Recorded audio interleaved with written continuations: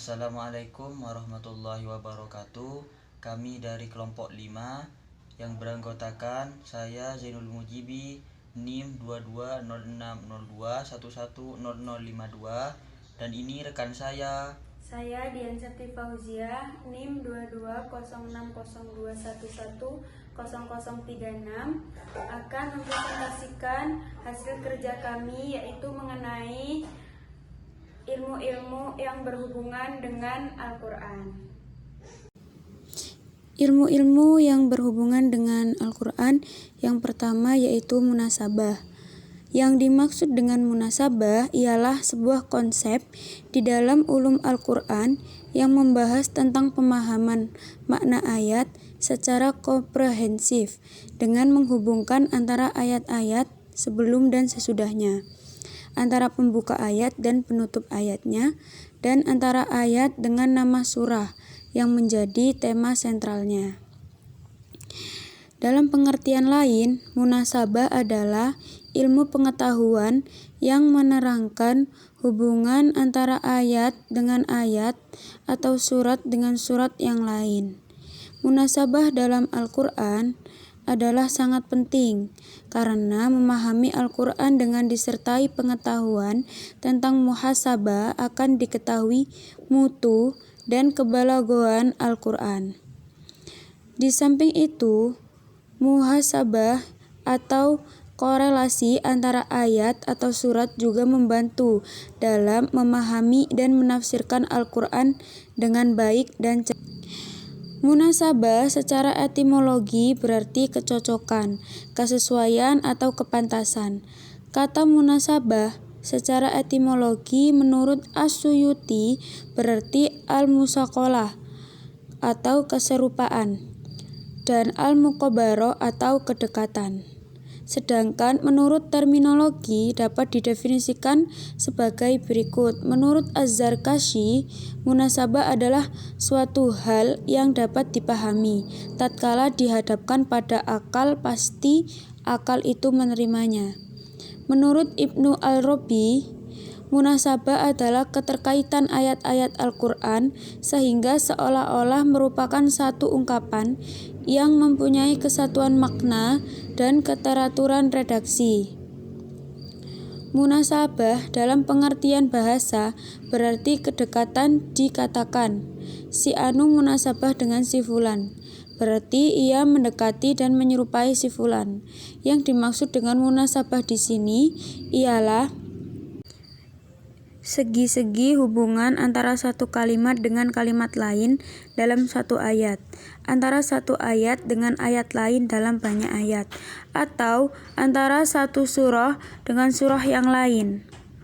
Munasabah itu adalah suatu urusan yang dapat dipahami apabila dia dikemukakan kepada akal, niscaya akal menerimanya. Contoh-contoh dari munasabah yaitu seperti hubungan surat Al-Alaq ayat 96 dengan surat Al-Qadar ayat 97. Dalam surat Al-Alaq, Nabi dan umatnya disuruh membaca Iqra. Yang harus dibaca itu banyak sekali, diantaranya adalah Al-Quran. Maka wajarlah jika surat berikutnya adalah surat Al-Qadar yang menjelaskan turunnya Al-Quran. Inilah keserasian susunan surat dalam Al-Quran. Hubungan surat Al-Baqarah dengan surat Al-Fatihah adalah contoh yang kedua. Pada awal surat Al-Baqarah tertulis, kitab Al-Quran ini tidak ada keraguan di dalamnya. Pada surat Al-Fatihah tercantum kalimat, tunjukilah kami jalan yang lurus. Ini berarti bahwa ketika mereka meminta, tunjukilah kami jalan yang lurus, maka Allah menjawab, jalan lurus yang kalian minta ini adalah Al-Quran yang tidak ada keraguan di dalamnya. Kemudian contoh yang terakhir yaitu keserasian surat Al-Kautsar ayat 108 dengan surat Al-Ma'un ayat 107. Hubungan ini adalah hubungan dua hal yang berlawanan.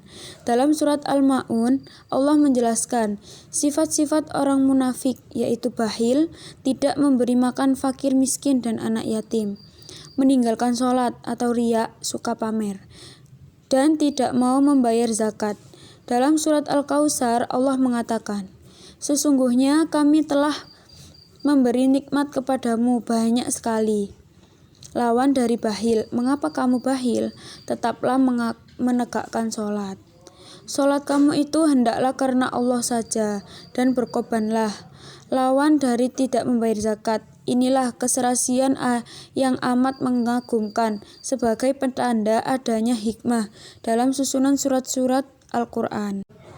Kedua, yakni fawati aswar wa khawatimuha. Ilmu fawatihus suwar wa khawatimuha adalah ilmu yang mengkaji pembukaan dan akhiran berupa kata, huruf, atau kalimat dalam Al-Quran dengan memperbaiki kaidah tekstual dan kaidah kontekstual. Dalam pengertian lain, istilah fawati aswar terdiri dari dua kata, yaitu fawati aswar. Fawati merupakan jamak dari fatihah yang berarti pembuka, sedangkan aswar adalah jamak dari surah yang berarti surat, dan aswar bermakna surah-surah. Dengan demikian, istilah fawati aswar secara harfiah berarti pembuka surah-surah. Kemudian secara bahasa, fawati aswar adalah pembukaan surat. Jika pembukaan surat itu diawali dengan huruf-huruf hijaiyah, maka huruf tersebut umumnya disebut dengan huruf-huruf yang terpisah atau al-ahruf al-muqatta'ah, sebab posisinya yang memang berdiri sendiri dan tidak bergabung membentuk sebuah kalimat. Para ulama tafsir mengatakan bahwa pembuka surat dalam Al-Quran memiliki karakter dan kategori tersendiri. Fawati aswar dalam Al-Quran biasa disebut juga dengan awail as-surah atau permulaan-permulaan surah. Seluruh surat dalam Al-Quran dibuka dengan 10 macam pembukaan, dan tidak ada satu surat pun yang keluar dari 10 macam tersebut. Setiap macam pembukaan memiliki rahasia tersendiri, sehingga sangat penting untuk kita pelajari. Di antara pembuka surat itu diawali dengan huruf-huruf terpisah, yaitu al-ahruf al-muqatta'ah, kata maupun kalimat. Semua bentuk ini memberi pesan tertentu yang hanya bisa dipahami oleh mereka yang memahami tafsir Al-Quran. Saya akan mempresentasikan tentang muhkam wa al-mutasyabbih. Apa yang dikatakan muhkam? Muhkam adalah ayat yang maksudnya dapat diketahui secara jelas dan tegas, baik melalui takwil atau metafora ataupun tidak.